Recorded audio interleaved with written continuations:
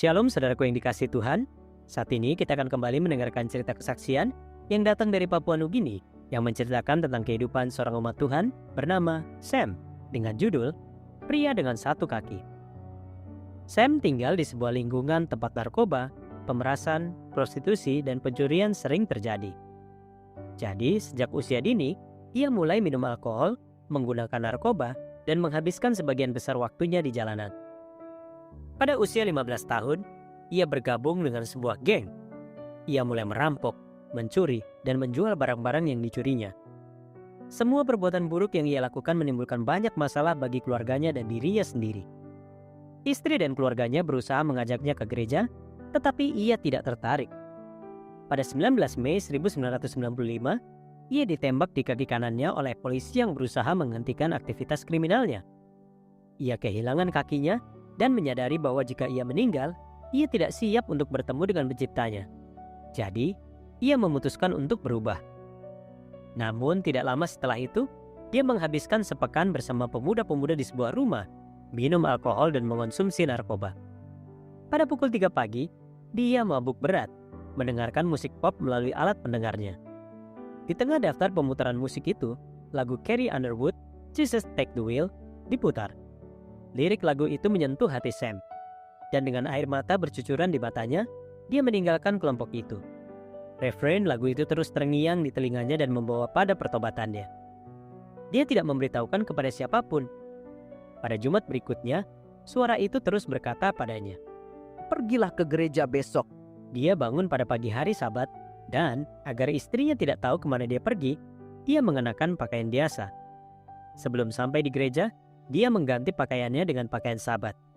Hari Sabat itu adalah 25 November 2013. Ketika istrinya mengetahui bahwa dia telah menerima Yesus, mengubah cara hidupnya dan mulai pergi ke gereja, dia sangat bahagia.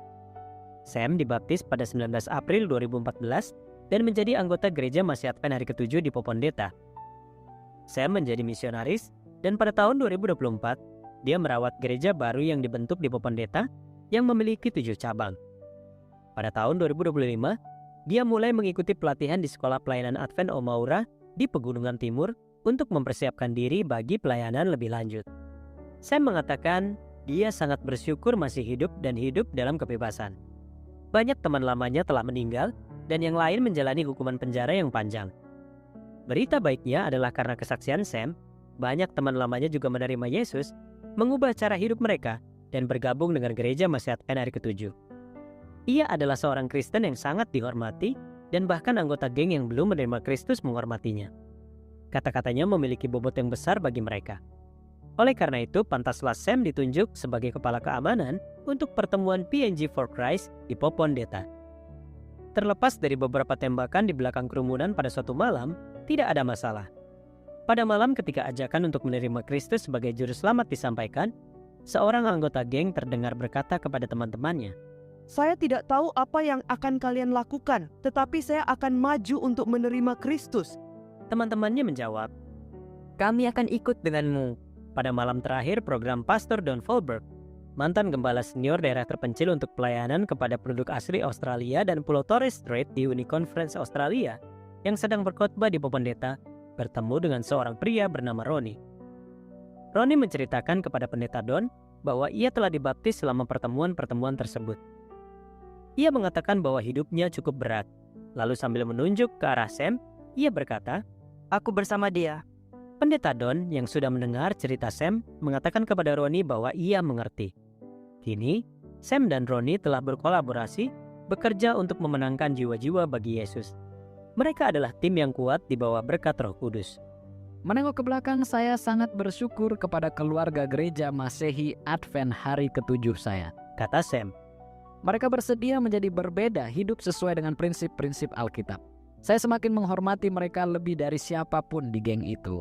Di atas segalanya saya bersyukur kepada Tuhan karena telah mengajarkan saya cara terbaik untuk hidup. Tuhan tidak hanya membantu Sam untuk mengubah cara hidupnya dan hidup untuk memuliakan Yesus, tetapi dia juga menggunakan Sam dengan cara yang luar biasa untuk membawa orang-orang kepada Yesus. Dia telah mempersiapkan 95 orang untuk dibaptis di PNG untuk Kristus. Sam menyimpulkan, Semoga kisah ini memberkati dan menguatkan saudara seiman seperti saya. Tidak peduli seberapa buruk kamu, Tuhan tetap mencintai dan peduli padamu. Kontribusi Anda yang murah hati untuk persembahan Sabat ke-13 pada triwulan ini akan membantu Sekolah Pelayanan Advent Omaura melatih pria dan wanita untuk membagikan kabar baik di Papua Nugini. Terima kasih atas pemberian Anda yang setia.